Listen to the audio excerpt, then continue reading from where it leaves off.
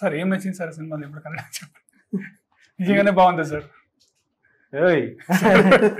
ఇద్దరు అరుస్తుండే కేకలేస్తుండే sir. Interval అయితే blast అసలు. సార్ నేను ఎక్స్పెక్ట్ చేయాలి ఇంటర్వెల్. సార్ చాలా చీట్ చేస్తున్నాను అసలు. అయ్యో సార్.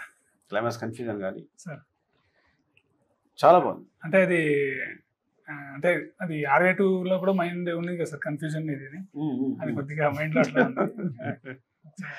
చాలా బాగుంది. నేను మా టీం అంతా వెళ్ళాము సార్, మేము 10-15 మెంబర్స్ వెళ్ళాము. అందరూ కూడా క్లైమాక్స్ చూసి ఎరక్కొట్టేసాడండి డైరెక్టర్ అన్నారు. క్లైమాక్స్ అయితే థియేటర్ లో గోల్ పెట్టారు.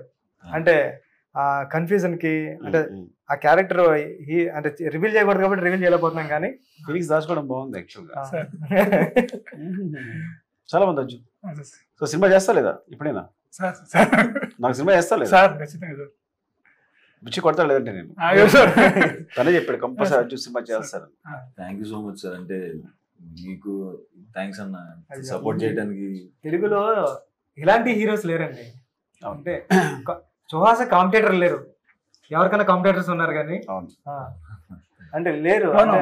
అందరూ అంటున్నారు, అందరూ కూడా. అంటే ఇప్పుడు విజయ్ సేతుపతి గారు ఉన్నారు తమిళ్లో, ఆయన ఒక్కడు కాంపిటేటర్స్ అంటే నా దృష్టిలో కాంపిటేటర్ లేకపోతే రావడం కాదు కదండి, అసలు కాంపిటేటర్లో లేని ఒక హీరో ఉన్నాడంటే అది గ్రేట్. కాబట్టి యాక్చువల్లీ ఏంటంటే ఇది ఒక సపరేట్ లైన్ అనమాట.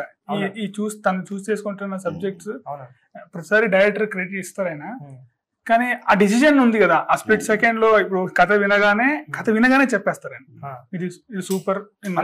ఎంతసేపు ఇచ్చాను నరేషన్? అంటే ఆల్మోస్ట్ కంప్లీట్ నరేషన్ ఇచ్చాను. ఏదైతే సినిమా చేసామో ఆల్మోస్ట్ అదే ఇచ్చాను. ఆయన క్లైమాక్స్ కథ అయ్యింది, ఇట్లా ఎపిసోడ్ అవ్వగానే ఇది చేస్తున్నాం.